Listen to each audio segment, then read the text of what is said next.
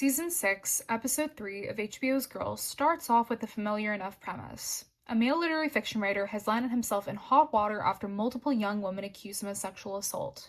For the duration of the episode, we focus on the perpetuator Chuck Palmer, how he skillfully navigates protagonist Hannah Horvath's questioning of his intentions towards the alleged victims, alternating between making facetious remarks, to cutting attempts at arousing Hannah's and the audience's sympathy with his self-deprecating references to his recent divorce, his young daughter's depression, his own receding hairline. And though he may succeed halfway through the episode in making us understand his side, how he interpreted the sexual encounters he had with those young women as being nothing more than unsuccessful stabs at emotional intimacy which he couldn't cultivate with the important women in his life, the penultimate scene of the episode depicts him non-consensually revealing himself to Hannah, thus rendering all his previous monologuing null and void. At first glance, the fictional Chuck Palmer and our own reality's Neil Gaiman don't seem to share a lot in common. Whereas Chuck Palmer avows himself to be an anti-woke, anti-PC member of the literati who emphatically disavows Tumblr, a figure many of us are familiar with as inspiration for Twitter's Guy in Your MFA parody account, Neil Gaiman drummed up much of his popularity on the basis of being pro-choice, pro-LGBT, pro-woman. A genre fiction author and part of a beloved duo consisting of himself and late author Terry Pratchett, Neil Gaiman's work has in recent years been revitalized with the advent of hit TV show adaptations like Good Omens and Sandman. He readily took up the mantle of Tumblr godfather after John Green left the ceremonial role up for grabs years before, and internet denizens collectively applauded him for his witty clapbacks as much as for his willingness to stand up against the transphobic rhetoric of fellow fantasy writer J.K. Rowling. In short, Neil Gaiman was the lefty man to end all lefty men. And yet, in July 2024, the Tortoise Media podcast released a 4-hour and 30-minute long 6-episode series entitled Master: The Allegations Against Neil Gaiman. 5 women were interviewed about their sexual assaults spread over a number of years. Following this, 2 months later, the New York Times reported that production on Neil Gaiman's The Graveyard Book were halted as a direct result of these accusations. At the time, the online response was muted in no small part because of Tortoise Media reporter Rachel Johnson's infamous transphobia and her support for J.K. Rowling. Surely, Twitter denizens argued, these women are bad faith actors who are being capitalized upon by writers like Johnson who are seeking to get back at Gaiman for his liberal social politics, with the thinking being that believing trans women are women somehow absolves you of the capacity to rape and abuse. Go figure. And then, in January of this year, New York Times' Lily Shapiro published her piece, There Is No Safe Word, wherein Scarlett Pavlovich, the 22-year-old who initially came out with allegations against Gaiman, elaborated upon her harrowing abuse at the hands of Gaiman and, to a lesser extent, his then-wife, Amanda Palmer. There's much to be said about the class dynamics at play here, which allowed Palmer, a successful singer of multiple decades, to poach 22-year-old familially estranged Pavlovich as an unpaid nanny, all the while knowing full well that her husband had taken advantage of 14 different women in the past. Then there's the gender dynamics that Palmer completely manipulated by promising to corroborate Pavlovich's story to the police, and then completely renegating on her promise by keeping total silence when questioned. But perhaps the most egregious power dynamic on display here is how Neil Gaiman spent the past 3.5 decades before this, lauding himself as a figure to trust in literary circles, a much-needed human bridge for commercial interests, historically marginalized groups like LGBT people and people of color. When we're using the term literary spaces, it's important to contextualize the experiences of female readers and writers alike in genre fiction spaces as opposed to literary fiction spaces, which has historically been a man's world. Notoriously critical and nitpicky about the onboarding of female authors into their ranks, and disallowing them even a fourth of the bad behavior that their male counterparts have historically enjoyed.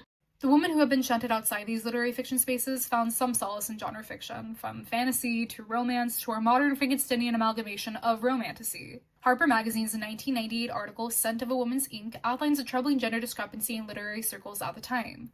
How 1997's New York Review of Books featured 25 books of fiction by men and only 10 by women.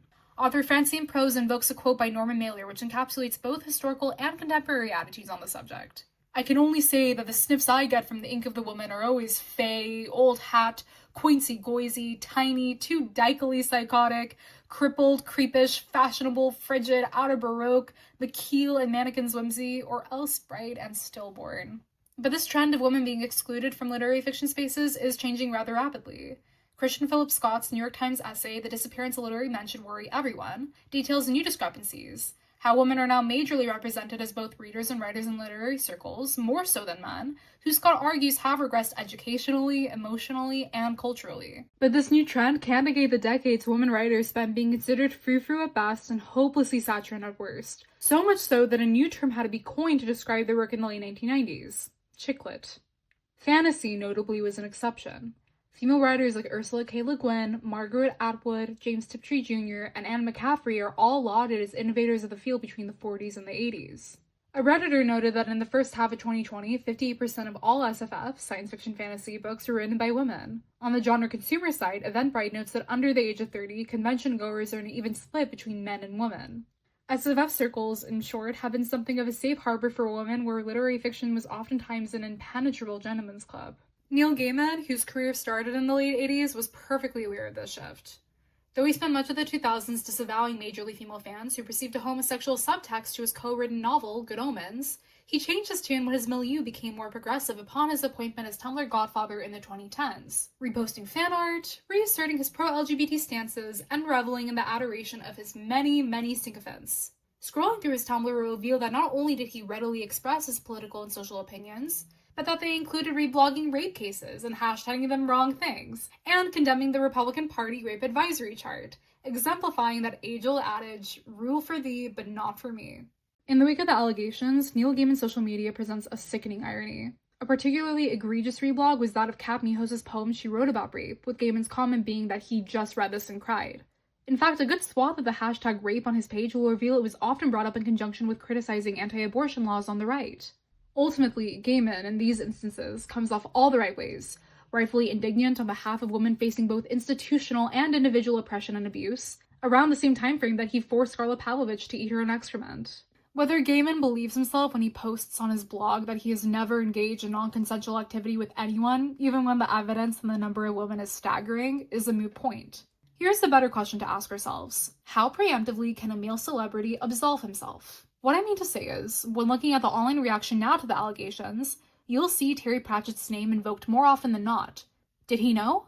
No, surely he couldn't have. He's wonderful. He supported women exhaustively. If you look through his old interviews, he wasn't even a fraction as smarmy as even pre-allegation Gaiman was perceived to be by some fans. So what if it wasn't Gaiman who had been accused, but Pratchett, an almost universally beloved figure, lacking most, if not all, of the personality quirks which alienated some from Gaiman, even without knowing how he liked to treat women in his private life? Let's forget Pratchett. What about Mr. Rogers? What about Jim Henson?